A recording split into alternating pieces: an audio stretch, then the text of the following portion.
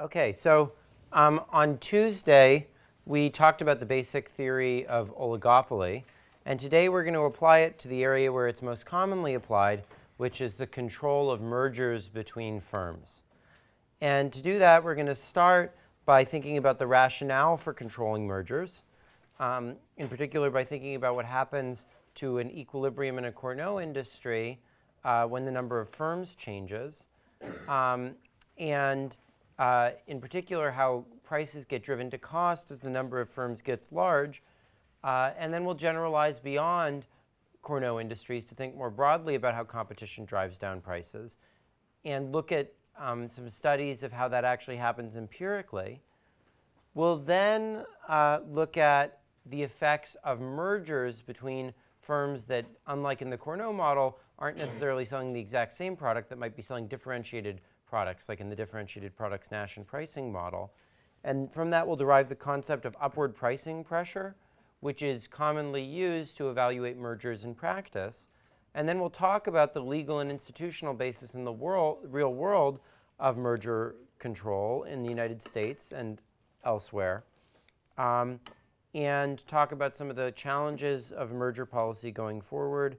As usual, some of the most interesting stuff will be what's left out of the approaches that people are currently taking. And so we'll try to talk a little bit about that.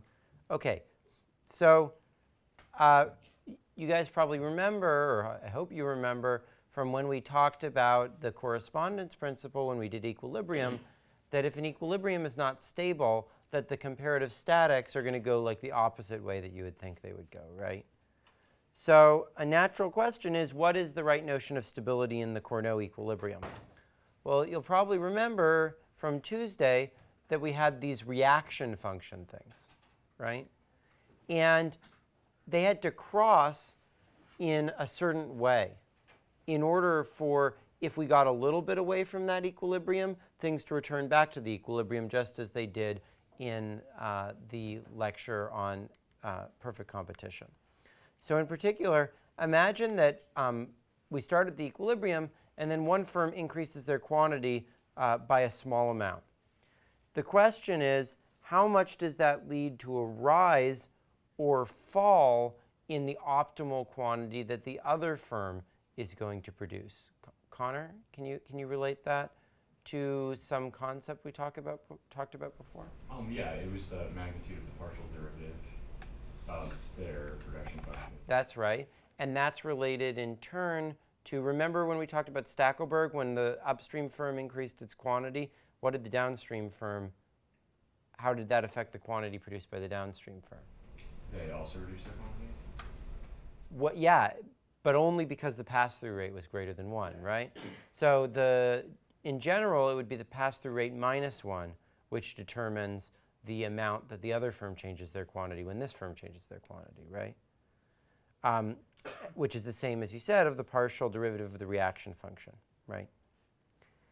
Now, if firm I increases its quantity or decreases its quantity Ri prime when firm J increases its quantity, there's going to be a sort of ripple back effect, right? Because then that's going to affect what firm J is going to want to do too, right? So how much, K? Where's K? Hey, K. How much is that going to lead firm J to want to change its quantity? Well, like, it can just be like a multiple of like whatever it changes divided by like the partial on like J is reaction function, right? Yeah, exactly. So it's going to be Rj prime times Ri prime, right? So Bob, where's Bob? Bob, when does that make things go, when would this process go crazy? Like when would it keep getting bigger and bigger and get further and further away? And when is it going to converge? Well, it keeps on getting bigger and bigger if Ri is greater than 1. If Ri prime, you mean? Ri prime is greater than 1. Because it just keeps on multiplying by Ri, Rj. Well, but what if Rj was very, very small? Imagine Rj was 0. I see. So basically, if Ri prime times Rj prime is greater than 1, diverges. Otherwise, if Ri prime times Rj prime is less than 1. That's right. Exactly. Exactly, Bob. So what that means is that things will be stable if the product of the slope of the two reaction functions is less than 1. So luckily, the second order condition for a monopoly turns out to be enough to guarantee that this is the case. That is, so long as the marginal cost curve increases more rapidly than the marginal revenue curve does, which is roughly like declining marginal revenue if we have constant marginal cost, as we did before, then we'll get convergence, right? Otherwise, you're going to get very silly comparative statics, right? One firm increasing its production could lead to a reduction in the total production if you don't have this property. Okay, so one firm's increasing its production should always lead total production to increase, right? But the question is, how much does it do that by? If one firm increases its production, how much does the total industry production increase by? Can anyone tell me that? Jacob. Well, it's going to be how much the first firm increased their production by times the second firm's increase in, or change in production. So that's times your initial increase multiplied by R prime I. Yeah, exactly right. So the total change is R prime I plus 1, because there's an initial change, plus how much the other firm changes there. That's the one, you're saying a 1 unit increase in the first firm? Mm-hmm. Okay. Exactly. So this number is called the quantity pass-through rate. That I was sort of alluding to in the last class a little bit. And the reason it's called that is that it's equal to the pass-through rate. And I talked a little bit with people at office hours yesterday about why that's true. You can look at it in the paper if you want to see the proof, but I'm not going to go through it now. But basically, the stability, if this is the pass-through rate, right, then the pass-through rate minus 1 is Ri prime, right? And so if Ri prime times Rj prime is less than 1, right? So if we have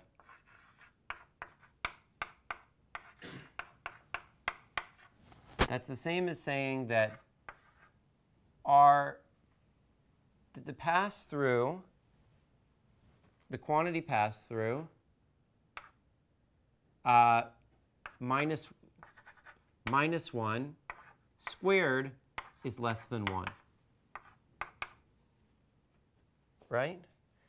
And that's the same as that the quantity pass-through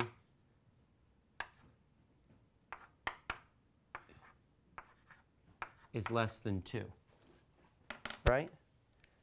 So if you plug 2 into this, you get 2 over 1. Turns out the general stability condition is that the quantity pass-through is less than n over n minus 1 if you have many firms. Now, you can't get that just purely graphically the way that we did in the two-firm case, but it's very closely related.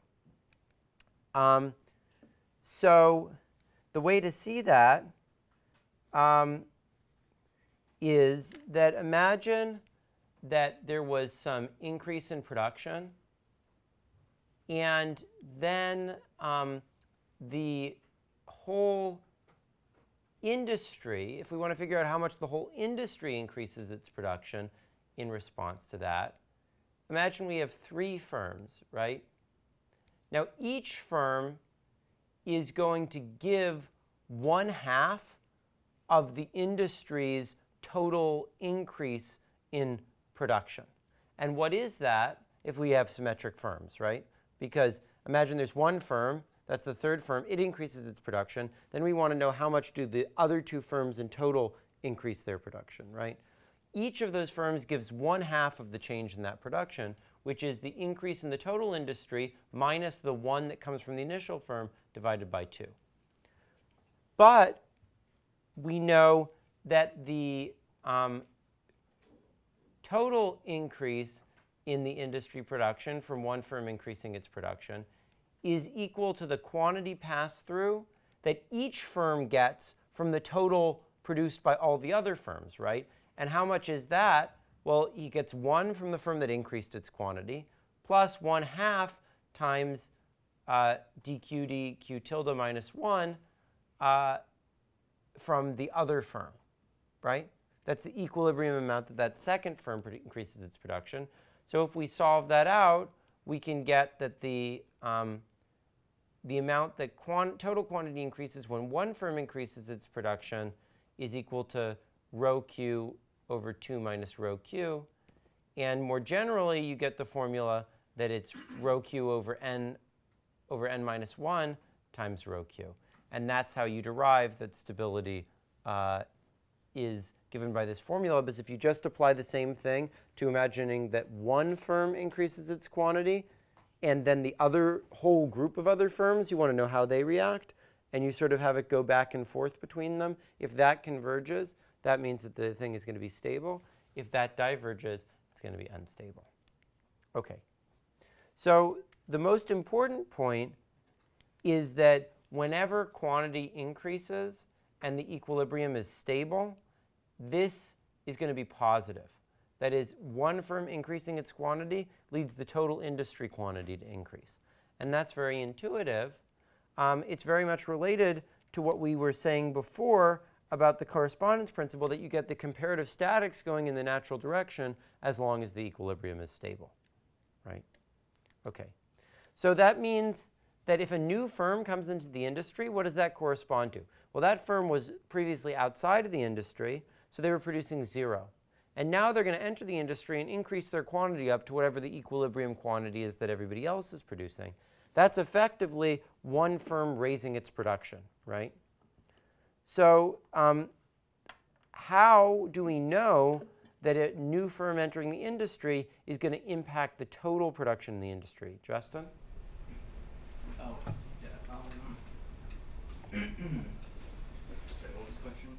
So if a new firm enters the industry, how is that going to change the total production in the industry? Just from the reasoning we were doing before. Because they're producing 0, so they'll produce a positive amount. Yeah.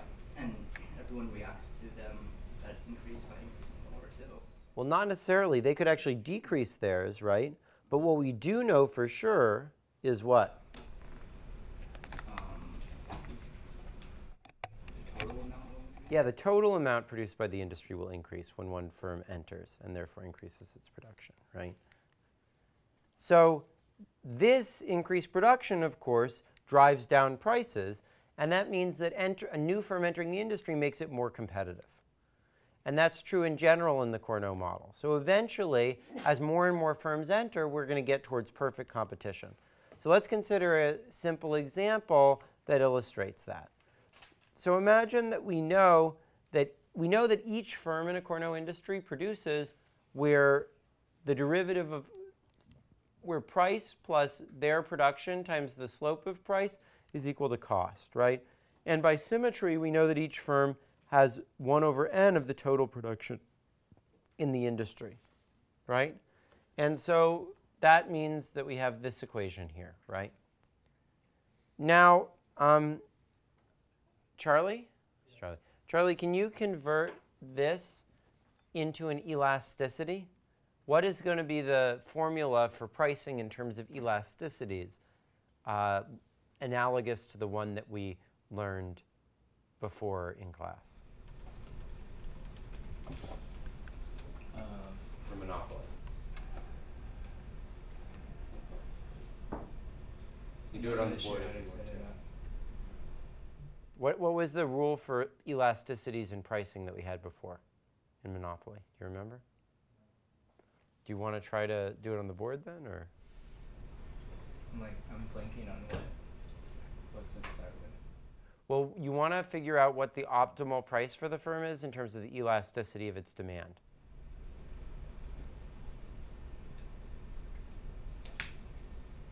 So we had is that the one related to intellectual property? The elasticity of supply? No, when we did monopoly, right, we said that an optimal price for the firm was related to the elasticity of its demand, right? Yeah, okay. I don't remember the formula now. Does anyone want to try doing that? Yeah, Chingy? So, can I use... Sure. You can go on that board, for example.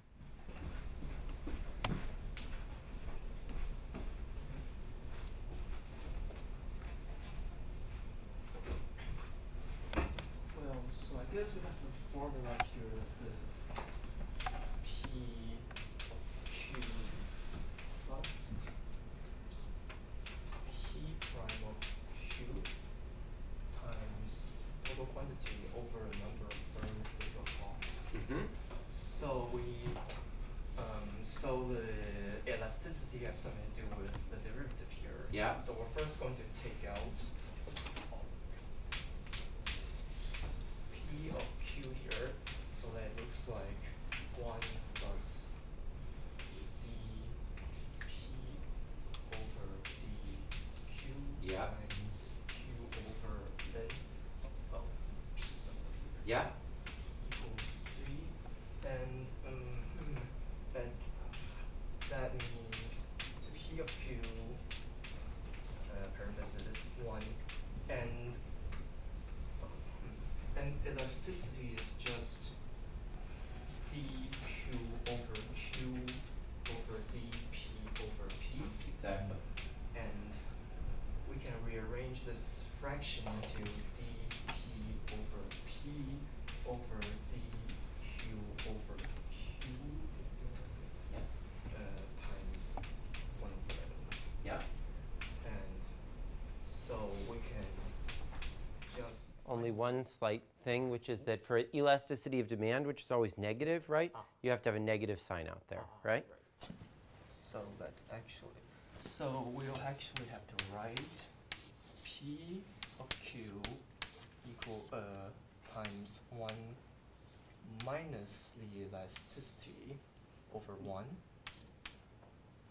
and times number of firms, Yeah. 1 over a number of firms equal to that. So this gives us, okay, something else.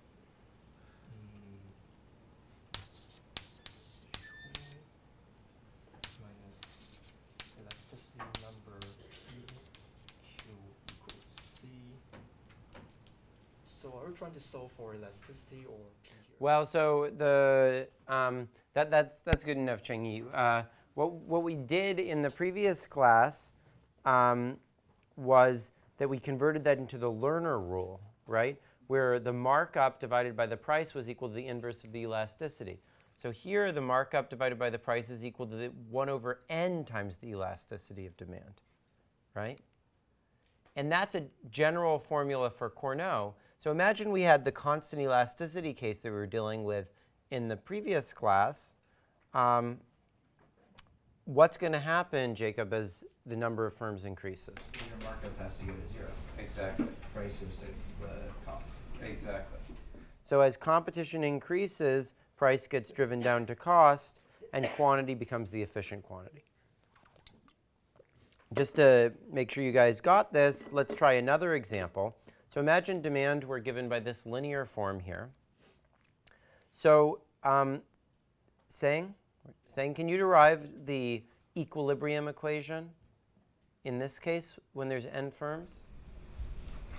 So you mean so first you have to find the marginal revenue. Yeah. Set that equal to cost. Yeah. So marginal revenue is.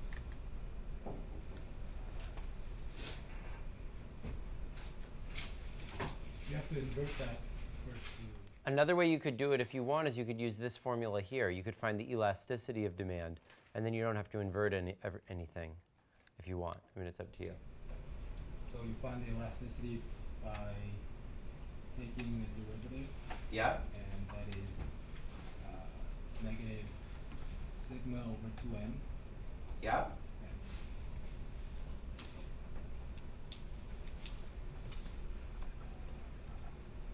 So then you multiply P over Q, that. Yeah. And Q is given by this expression here, yeah, right? So.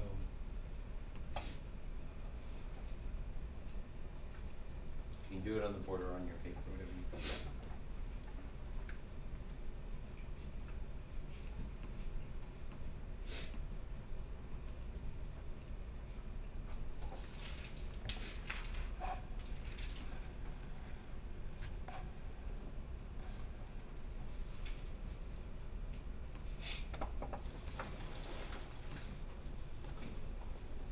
So that is negative P over 2m minus P is elasticity.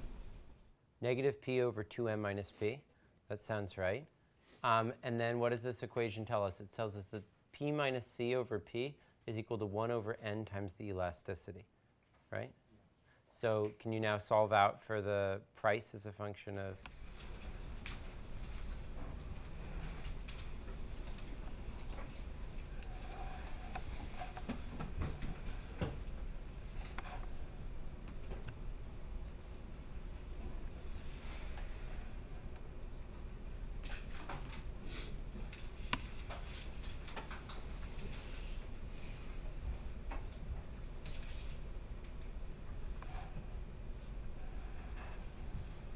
So P minus C times n is.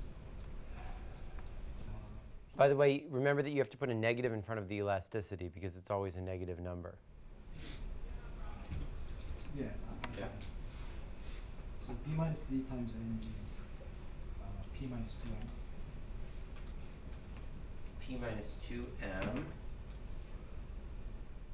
2m. So what does that give us as the final expression for P?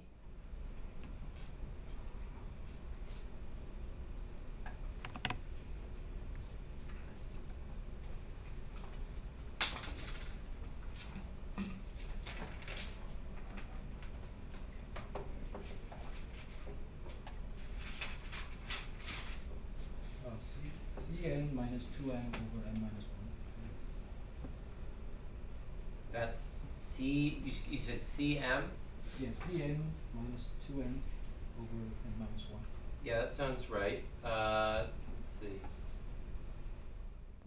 So the price equation, what I did here is I turned this, as you were originally proposing, saying into price is equal to this. We take the derivative of price, we multiply that by QI to get the marginal surplus, right?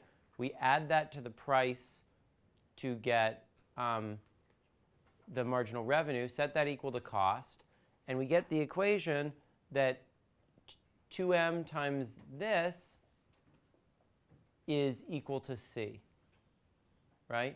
Now notice that as n goes to infinity, we have that this becomes price equals cost, right? And so even without explicitly solving for the price, as you did, we can see that the price is going to be driven down to cost as the number of firms gets large, right? Okay, so this suggests a more general result, which is probably the most fundamental result in all of industrial organization. It says that as the number of competing firms grows arbitrarily large, the price converges to marginal cost. And this is sort of the foundation of the concept of perfect competition. If there's a large number of firms, firms act effectively as if they're price takers. It's also the basis for most antitrust and competition policy, which tries to increase the amount of competition, increase the number of firms to try to drive down prices. And this can be shown to hold much more broadly if we have nonlinear costs, if there's asymmetric firms, as long as we have stable equilibria. Demand can satisfy weaker regularity conditions. The key point is just that when there's a large number of firms, each individual firm is going to have a small production because the total production in the industry can't be that large. And that's going to reduce the optimal markup for each firm, which is equal to P prime times the derivative times the quantity that each firm has, right? Okay. Now, suppose that we have Bertrand competition instead with homogeneous products, but that firms have a distribution of costs. Now, that could either be competing in an industry, or it could be like an auction where I say, here's how much I'm willing to pay for the good, given that my value for it is a certain amount, right? Now, basically, the optimal thing for a firm to do, just as it would be in an auction, would be to try to guess the price that the next highest bidder is going to bid, given that you are going to bid a certain amount, right?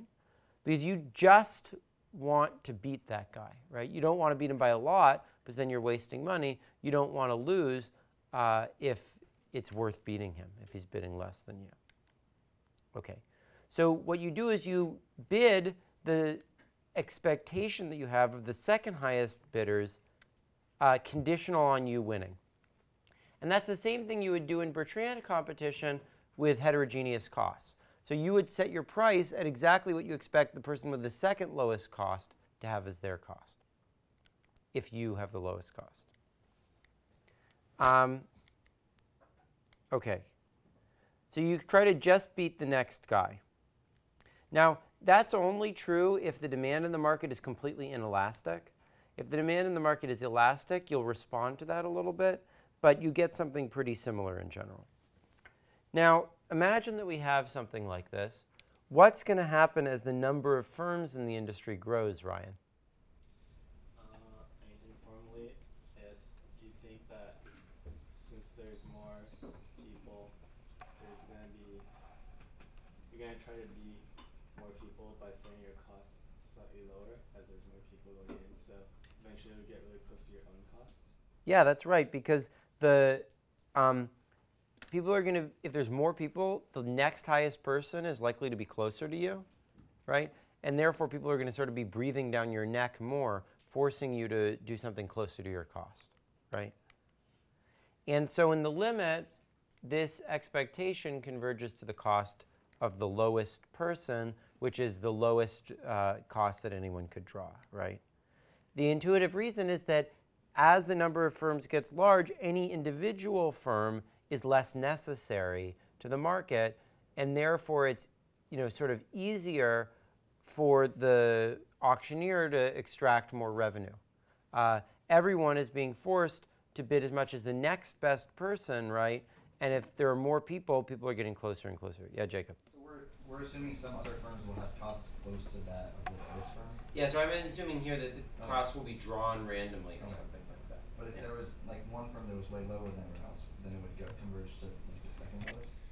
Yeah, whatever was the, I mean, it would always be what the second lowest guy was.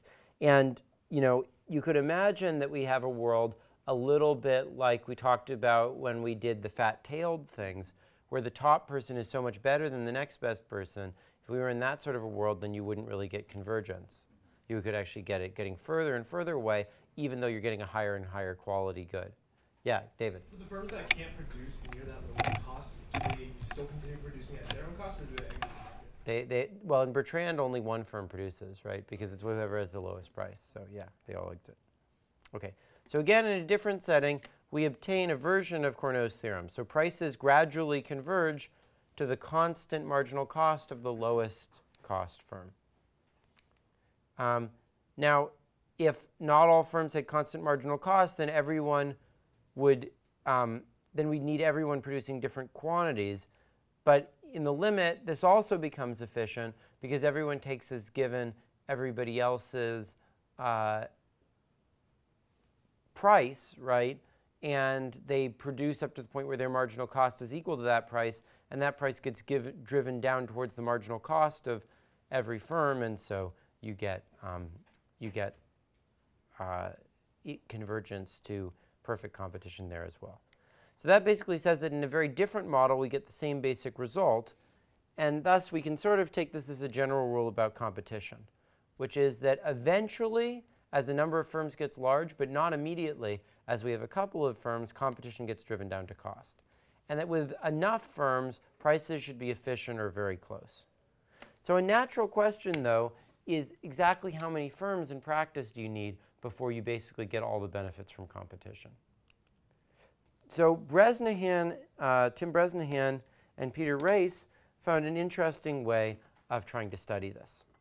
And their idea was that as the number of firms grows larger, a market is able to support more firms. So think about a small town. There's probably only one doctor there. Hyde Park, there's only a few restaurants. In Lakeview, there's a lot of restaurants, right? Because there's more people living there, right? So let's call the number of people that's needed before you get n firms, capital S sub n.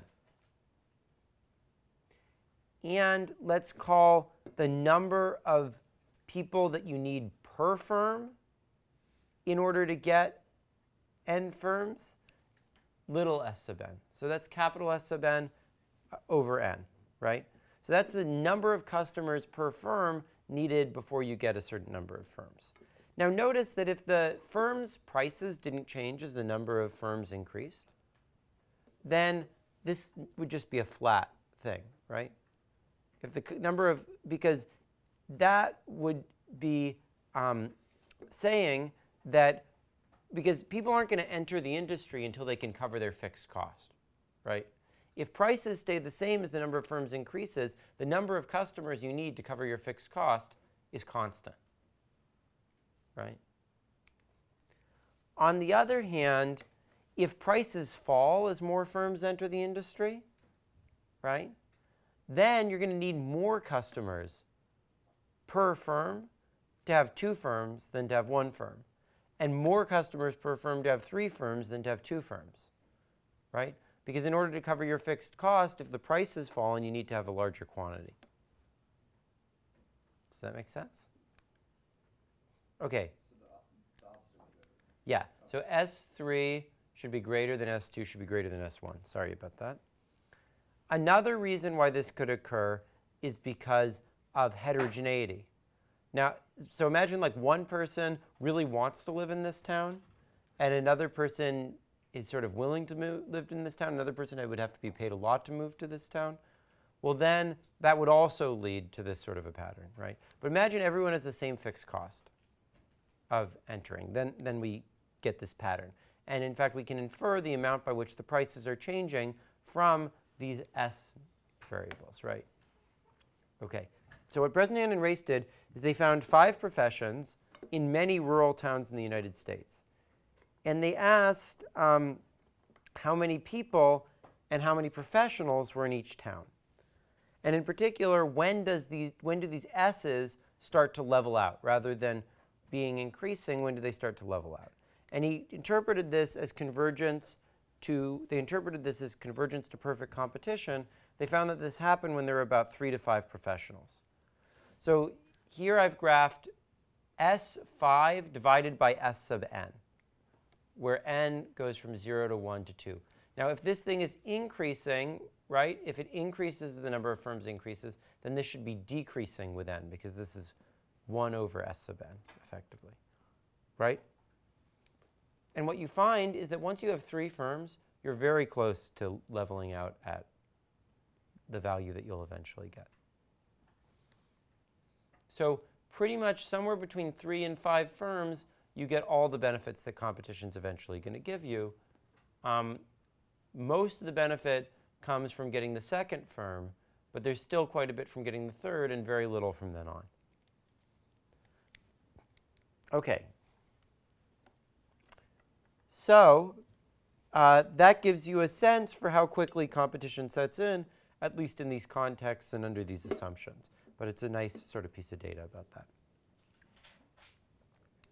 that. Okay. So far,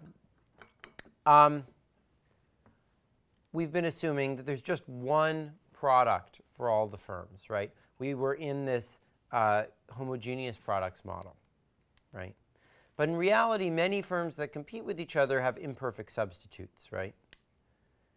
And the question is, how does the removal of competition in that context affect prices? Well, a natural question is, what do we even mean by competition, right? It's not so easy to just think about adding another firm, because every firm has a different product, right? So one natural way to think about removing competition is if there's 2 firms that are selling different products that then merge with each other and treat their joint sales of their two products as their profit, right? So let's consider the simplest version of this situation. Let's imagine there are two firms and they have linear demand, like we got from the hoteling model, right? So each firm's demand is alpha minus beta times their own price plus gamma times the price of the other firm. What is going to be the optimal price for each firm in this situation if they have a common constant cost C? Lewis, can you do that? So it would be the price. Right.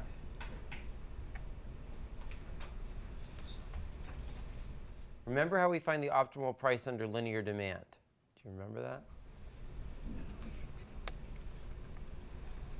Anyone else want to remind us? Chengi? Wait, so don't you just try to set the marginal revenue equal to marginal cost? Well, you could solve for it that way. Lewis, do you want to try solving for it that way? Setting equal to marginal cost. Yeah, setting marginal revenue equal to marginal cost for this tomato. You can do that if you want.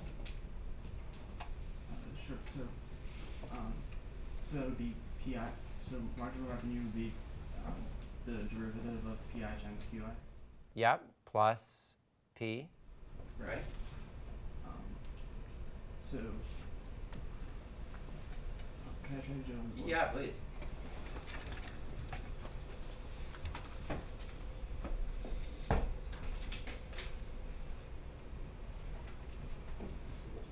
You can erase that there. Do you want an eraser?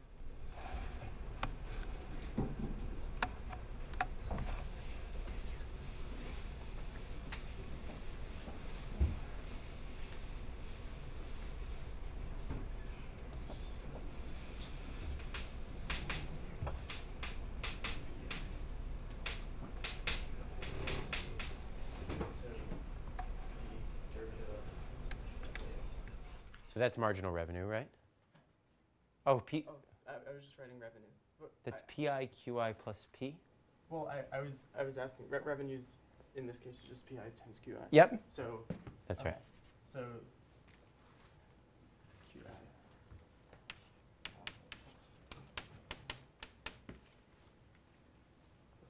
And then. Great. So, just taking this, the derivative of Yeah. this with respect to PI? right. Right. All right. So. Or sorry, with respect to QI. Oh. You'd want to do if you want to get marginal revenue. But you could also just maximize profits if you want. Because if you just subtract from this cost times QI, then that would just be maximizing profits. Okay. So in fact, you could just replace this with PI minus C, right? Yeah, because that'll be the total profits, right? Because this is, if you put parentheses around this, then this is your quantity and this is your markup, right? And then maximize this with respect to price. Yeah, Okay. sure.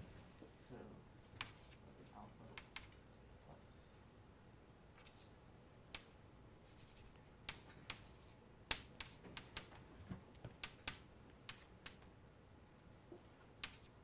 There's actually a minus in front of the beta. Oh. Yeah. Yeah.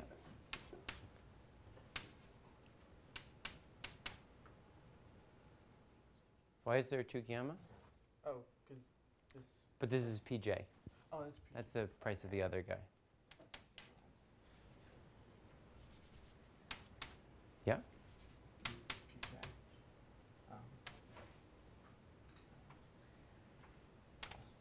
Or perfect. Okay, and you just have this equal to 0 and stuff. Yep, but you've missed the C. It was multiplied by C. So you also have to have a Oh, this beta. This is all in parentheses. Yeah, exactly. Okay. So you have a minus beta times C, or plus beta times C. Great. Now solve for PI. So this is P. This is PJ. Yeah?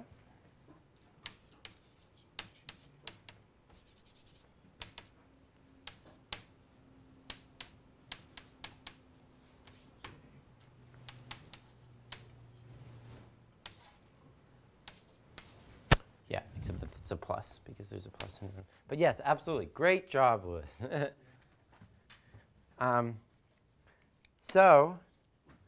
Another way to see the formula that Louis got is, remember, we always price halfway up the demand curve under linear demand. So where's the top of the demand curve? Alpha plus gamma pj. But then we also put in half of the cost, right? And the betas cancel here so that you have cost over 2, right? So that's a simpler way, if you remember that trick, for doing linear demand. OK. So by symmetry, the other firm is going to have the same price. That's what the trick we used on Tuesday, right? And so we can make these both be p here, and then this becomes p times 1 minus gamma over 2 beta is equal to beta c over 2 plus alpha over 2 beta. And so, Agnès, what would be the equilibrium price?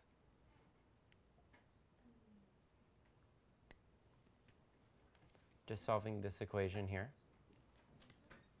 This equation here for p.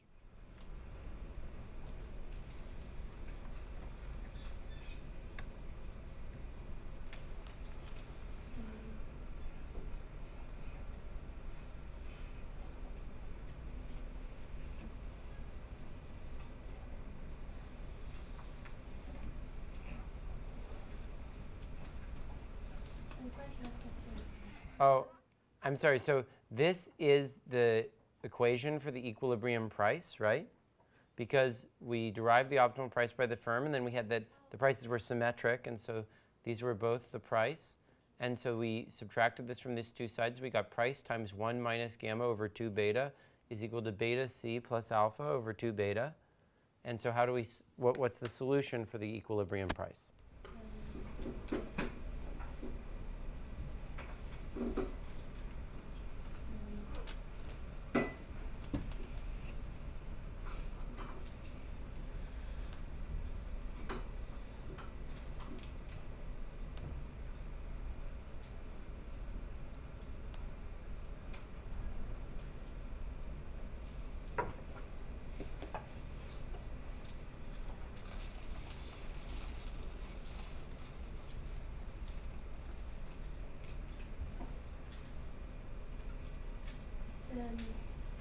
Beta c plus alpha Yeah. over 2 beta minus 1. Minus gamma. Yep, absolutely.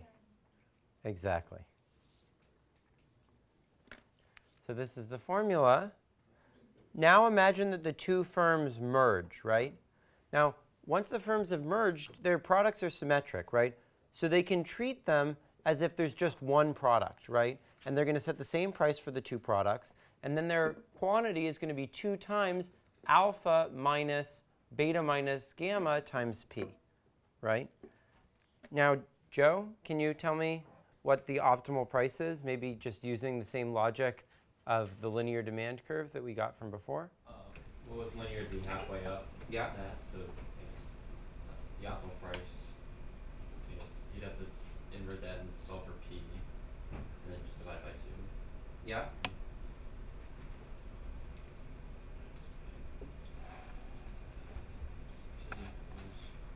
So it's just the alpha minus beta minus gamma over 2. Or no, just alpha minus beta minus.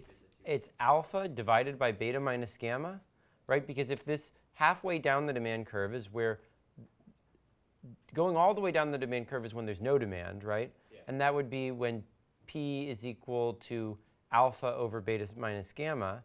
So we go halfway there. So that's alpha over beta minus gamma times 2, right? And then we also add half of the cost to that, right?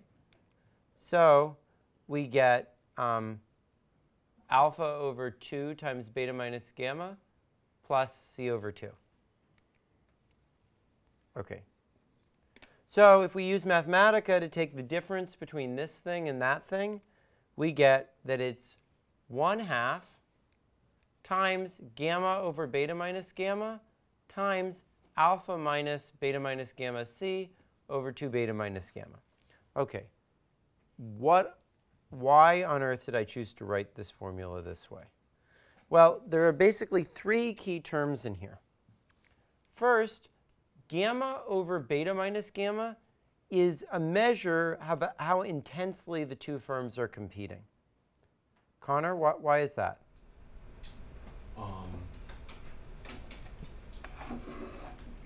Because it's as P increases, it'll decrease or increase the demand depending on beta versus gamma. So that's just the ratio of those two effects. Exactly. So this is the ratio of how much demand my competitor gains when I increase my price to how much we both lose when we increase our price, right? So that's like what fraction of the total demand that's lost goes to my rival, right? So that's a measure of how intensely we're competing. This is the merger, is the markup prior to the merger. Justin, can you explain why this is the firm's markup prior to the merger?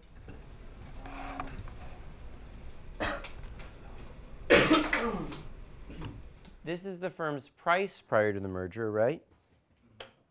So why is this the markup prior to the merger?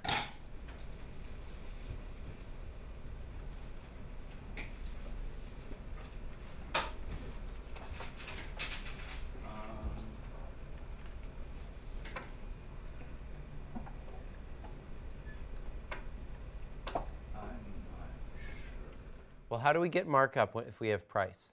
What is markup? It's price minus the cost. Yeah. So what do you get if you subtract cost from this?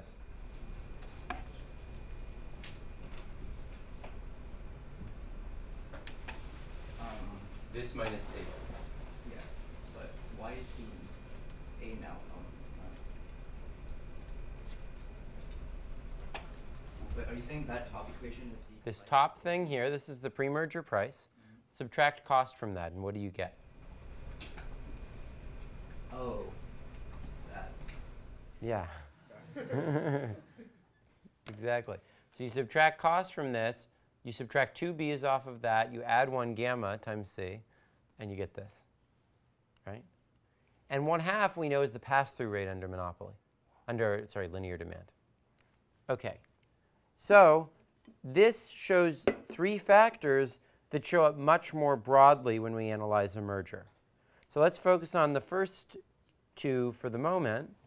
So imagine that Burger King buys McDonald's, right?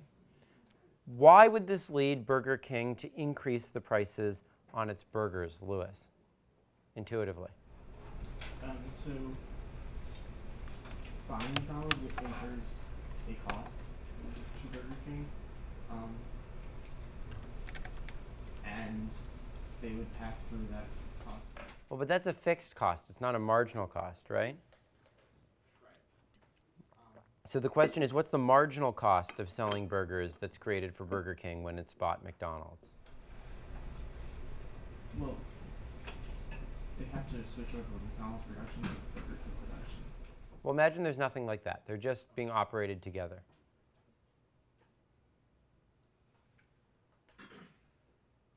Does anyone else have a thought? How about David Wang? Well, now that Burger King bought McDonald's, it captures all of McDonald's customer base as well. So therefore, it can afford to raise the prices on its products because they would also satisfy all the other customers as well. Yeah, I think you're on the right track. Joe, do you want to elaborate on that? Because previously when McDonald's was a competitor, they had to take into account the fact that when they raised their price, that would push some people to McDonald's. Yeah. But now that McDonald's is part of Burger King, that's kind of, it's internalized. So then they can. Before they didn't take into account the fact that every time they raised their price, that was actually benefiting their competitor.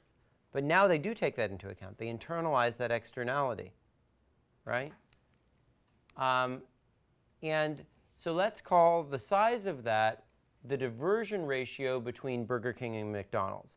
That is, the fraction of people who, when you raise your price and therefore less people buy from you, go and buy from your rival. So like every person who comes in and buys a Burger King burger, if they didn't have the access to the Burger King burger, they might have chosen to buy a McDonald's burger, or they might have chosen to go to KFC, right? The diversion ratio is the fraction of the people who, when they don't get access to the Burger King burger, go to McDonald's rather than somewhere else, right? That's called the diversion ratio from Burger King to McDonald's. Now, how costly is that to Burger King? Well, the marginal profit that they gain when somebody goes to McDonald's is just the markup that McDonald's is charging, right? Because that's the benefit to McDonald's of having one more customer, right? So once they merge, this becomes a loss to Burger King every time it sells a burger. Every time Burger King sells a burger, it thinks to itself, if I hadn't sold that burger, then some fraction of those people would have gone to McDonald's and I would have earned that markup on them. So that's an opportunity cost to Burger King of selling a burger, right? So the new opportunity cost that is increased is equal to the diversion ratio from Burger King to McDonald's times the markup of McDonald's, right? And this is called the upward pricing pressure that is exerted on Burger King from the merger. They have a pressure to increase their price. They have this new cost that leads them to want to increase their price as a result of them having merged, right? And this exactly corresponds to the factors in our example, right? This was the diversion ratio, the ratio of how many people I increased the other guys by minus how much I changed my own production. And this was the markup, right? Okay. So the upward pricing pressure, or UPP, is the diversion ratio multiplied by the markup. Then the question is, at what rate does an increase in cost translate into an increase in the prices that consumers actually pay? What do we call that, Chairman? Oh, hey, man. What do we call what? What do we call the rate at which an increase in cost translates into an increase in price? Exactly, right? So we multiply how much the firm's costs increase by the pass-through rate to figure out how much they actually increase prices, right? Okay. So multiplying the UPP by the pass-through rate gives us the change in price induced by the merger, right? Okay. Now imagine that we want to figure out how much that impacts consumer welfare, how much worse off are consumers as a result of that. Jackson, how would we do that? So you would want to multiply how much more consumers are going to be paying. Yep. Times the number of consumers. Exactly, by the quantity that they're purchasing, right? Because remember that by the envelope theorem, by Hotelling's lemma, or I don't know exactly what you guys called it, the amount that an increase in prices hurts consumers is the quantity that they're purchasing, right? Okay. So this gives us a relatively simple methodology for predicting merger effects.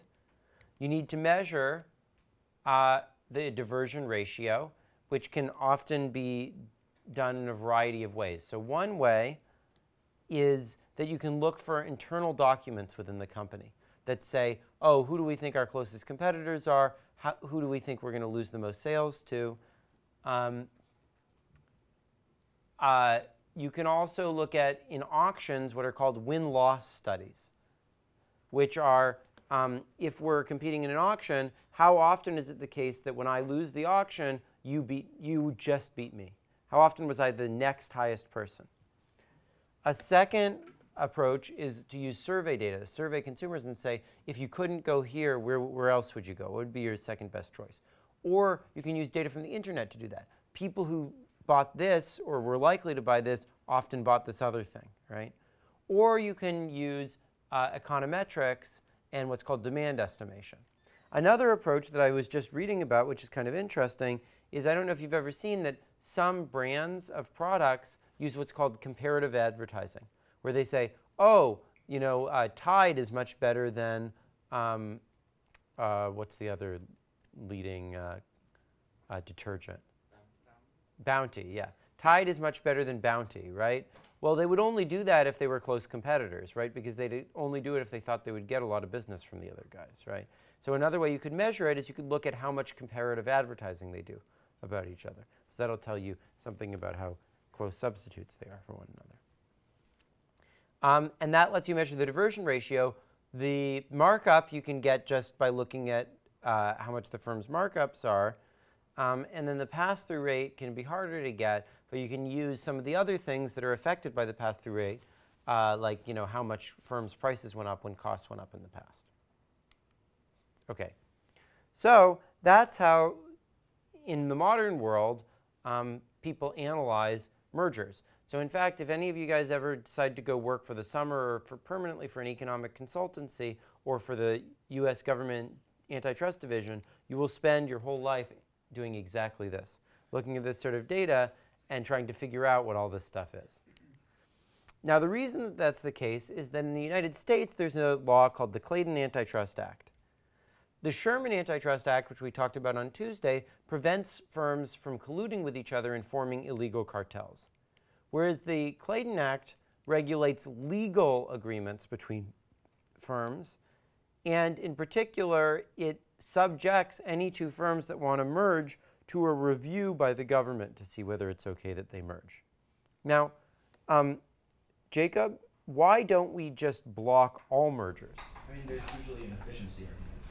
Yeah. I mean, the example we had before, sometimes there's, you know, the subadditivity argument. Sometimes there's economies of scale. So Yeah. it's actually more efficient for companies to merge the through select out themselves. Exactly. So one example of that would be that, you know, AT&T was recently arguing that it should be allowed to merge with T-Mobile because it would allow people to have access to better reception on the network because it could be shared between T-Mobile and AT&T, right? And you have to weigh this against the anti-competitive effect, right? And the authority for doing this is shared between many different agencies of the federal government. But Wesley, what are the two agencies that have the primary responsibility for this?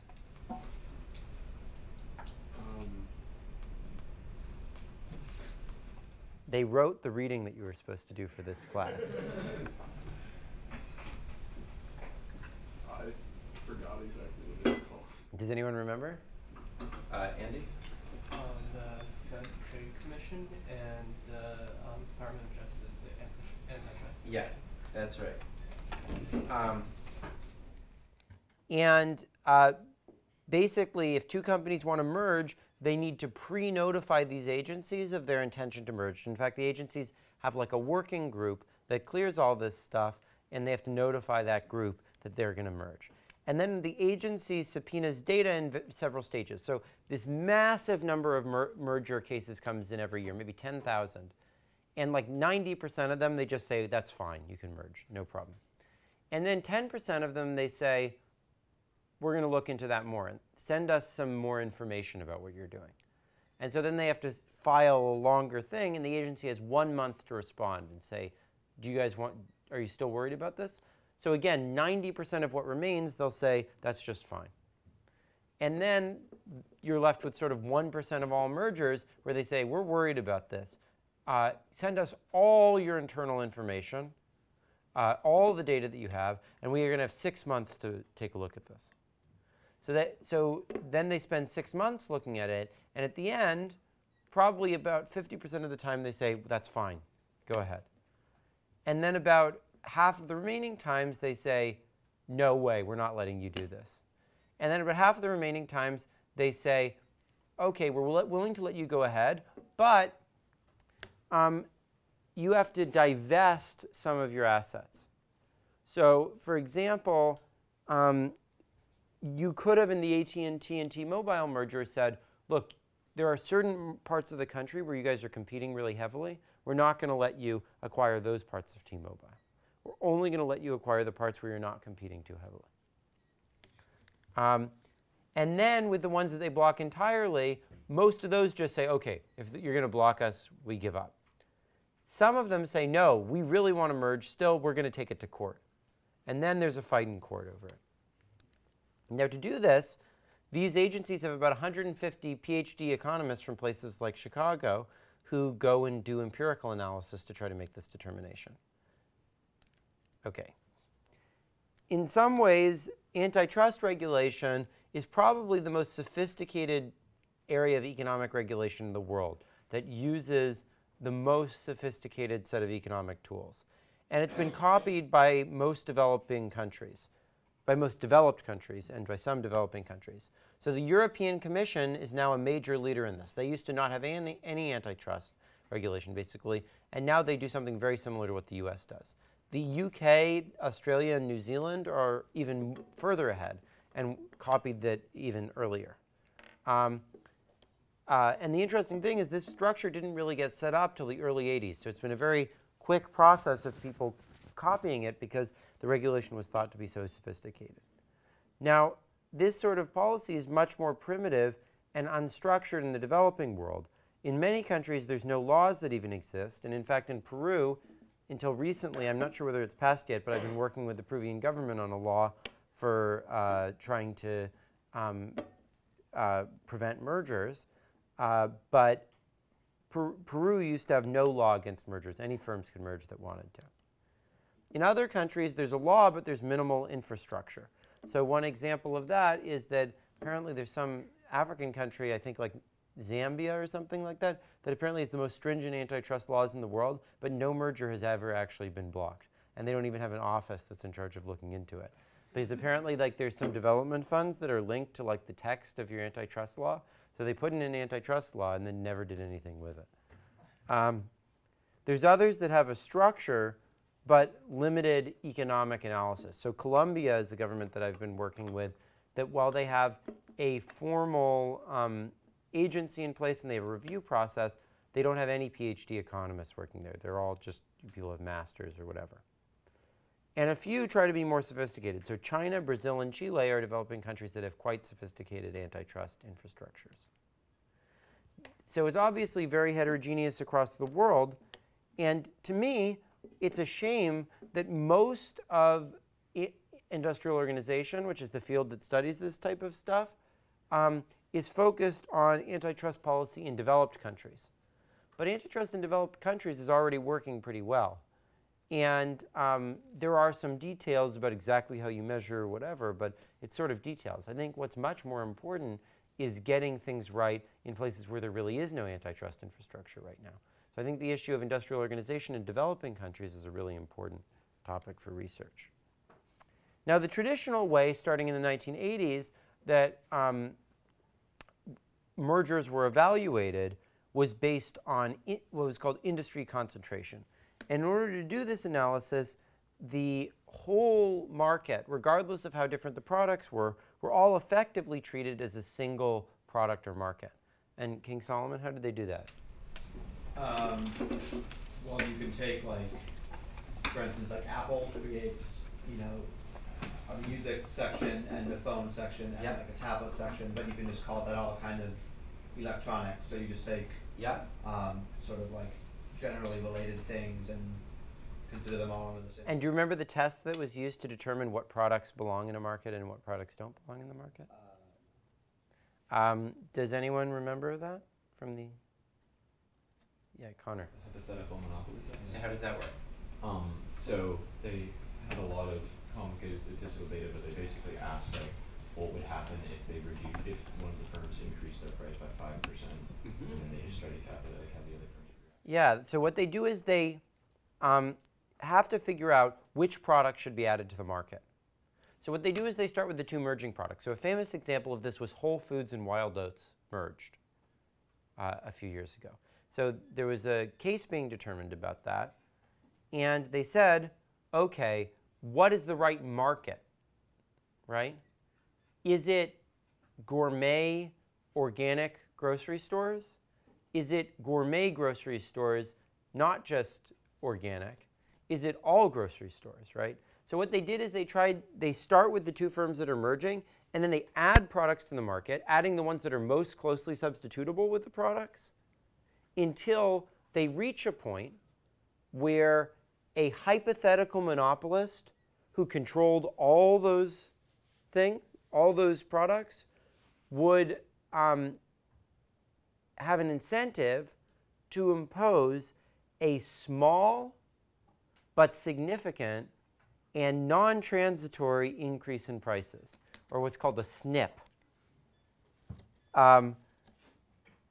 So what does that mean? Well, the Supreme Court said a small but significant and non-transitory increase in prices is the test. And how does the antitrust agencies implement that? 5% increase in prices for 1 year. So that's the definition of small but significant, and then non-transitory is 1 year.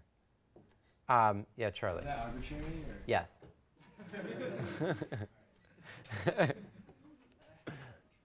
I've never seen anyone do anything to justify why this is a good standard. But that's an interesting question, if there would be any way to do that.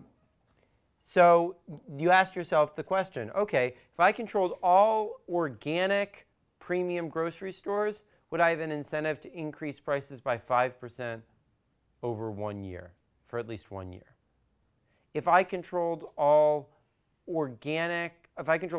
gourmet grocery stores, not necessarily organic, would I have an incentive to increase prices by 5% for at least 1 year, et cetera, et cetera? That's the analysis that you do. Then once you've defined that industry, you try to measure the concentration of that industry. And what's the typical measure of concentration that's used, Ryan? The HHI index. What's that? You basically take the percentage scale and add it on together. Yeah, exactly. So this is called the Herfindahl-Hirschman index, after two economists, Herfindahl and Hirschman. And you let the share of each firm be the fraction of sales it has of the total market. And then the HHI is the sum of the squares of the shares, sometimes multiplied by 10,000, not 1,000. Now notice that if you have 5 firms and they all have the same share, right, then the HHI will be exactly equal to the share of every firm, or the share of every firm multiplied by 10,000, right? And we know from the Bresnahan and Race study that competition starts to get in danger when there are less than, say, 3 to 5 firms. So that would correspond to an HHI of somewhere between 3,300 and 2,000, right?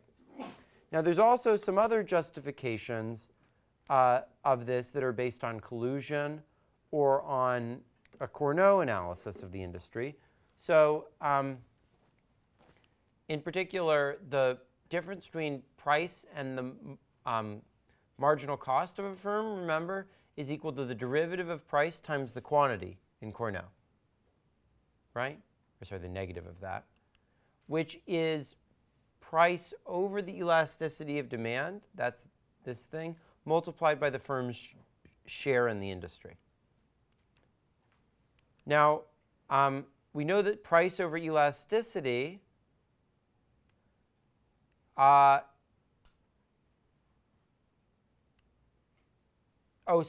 So then if we sum this up across all the firms in the industry, right, we get that if we, and weight by the shares of the firms, so we take the share-weighted average markup of the firms, that will be equal to the HHI divided by the elasticity.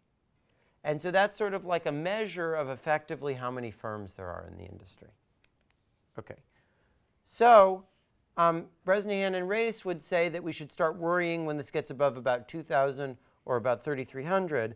The agencies end up being much more conservative than that. So in particular, they ended up worrying about any merger that caused the HHI to get above 1,800 or that led it to increase by 300.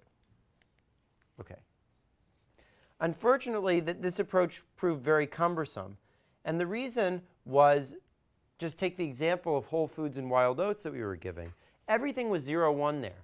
Either, like, all supermarkets needed to be included, or you needed to treat them as if they weren't competing at all with Whole Foods and Wild Oats. And that's just silly, right? I mean, Whole Foods and Wild Oats are better substitutes for each other than they are for other gourmet supermarkets, better substitutes for gourmet supermarkets than they are for all supermarkets. But why would you want to just like put some things completely inside and some things totally outside, right? The relevance of concentration is also somewhat ambiguous. So if you think about it actually, in a Cournot industry, the best mergers are the ones where concentration increases the most after the merger. Why is that? Well, a merger is good if the firms increase their production, not decrease their production. The things you're worried about is firms merge and then they decrease their production, right? So actually a merger that increases concentration by a lot could actually be a beneficial merger because the big firm that's merging is increasing its production, right? So the merger guidelines issued by the agencies have started to move away from these things of market definition, which is how they started in the early 80s.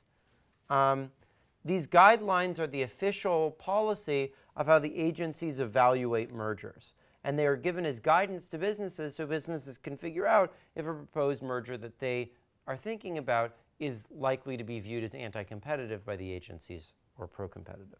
And these have been issued roughly every 10 years since 1980. The most recent one was in 2010.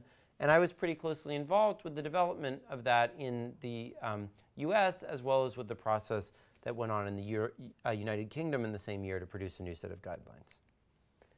Now, the guidelines through 1992 were all based on HHI and market definition, and the new ones emphasize instead this logic that I was giving about UPP, the diversion ratio multiplied by the markup. Okay.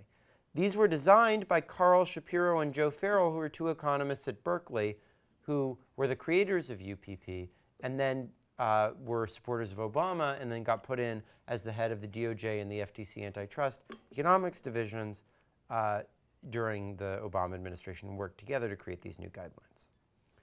But every 10 years, these things get revised and updated to reflect the latest things in economics.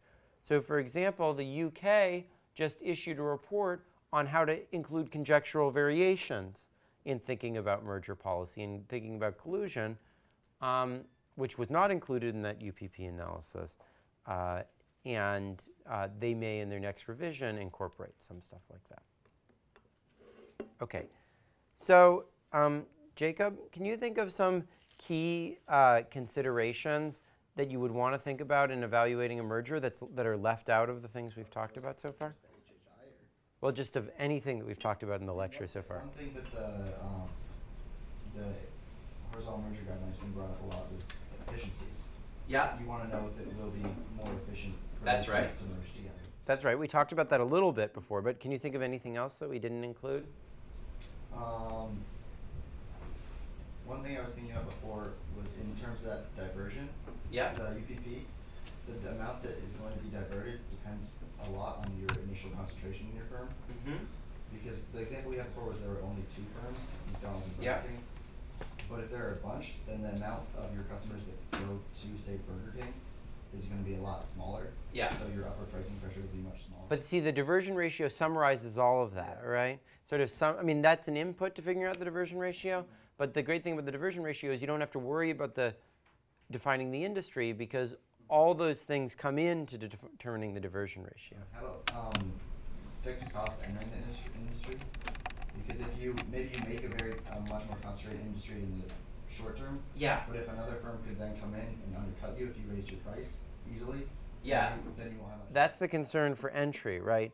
So the analysis is usually based on the firms currently in the industry, but you might also want to think about potential competitors who could come in response to an increase in prices. Another issue is non-price effects. So for example, changes in your product quality or your product range or the Spence effects we were talking about, right? The effects on innovation by the firms are another question, right? We said that concentration might be beneficial or potentially harmful for innovation. So that could be another effect, right? Another issue could be buyer power, right? Imagine that the buyers of the good are themselves concentrated. well, then your power might actually offset theirs a little bit, and it's not so obvious that things are so bad. Unfortunately, most of these things don't show up in the current guidelines. Sorry, these things show up in the current guidelines, but many other things that are important don't show up in the current guidelines. For example, current guidelines don't talk at all about pass-through. Obviously, that's important, as we said, right? They don't talk about the fact that if we have, so I mentioned that we might say not just that you guys can or cannot merge, but that you have to divest certain parts of your business, right? And really there should be a separate analysis done for every intervention that we could do to try to solve the problem, to figure out which markets are the problematic ones, right? And that would be, I think, a natural thing to put in the analysis. Another issue is, we said that monopoly power is important not just because of the distortions that it causes to production or how much it hurts consumers, but it can also be beneficial or harmful based on which firms it incentivizes to enter the industry or not. The profits you can gain from a merger should be treated in the same way, and that's not included in the guidelines right now. Another issue is that if firms merge, they might become too big to fail or necessary to bail out if they're too big in the industry. And that gives bad incentives, and so you might want to stop firms from becoming too big that way too. Another thing like that, and this was on an old problem set, is political power. If firms merge together, they're going to become more politically powerful. You might want to prevent that from happening so they can't manipulate and lobby the government too much, right? So all these things, I think, are important issues that aren't included in the guidelines and are great topics to consider for research, like in a BA thesis. Anyway, thank you guys. And I'll see you on Tuesday for the last class. Good luck on working on the problem set.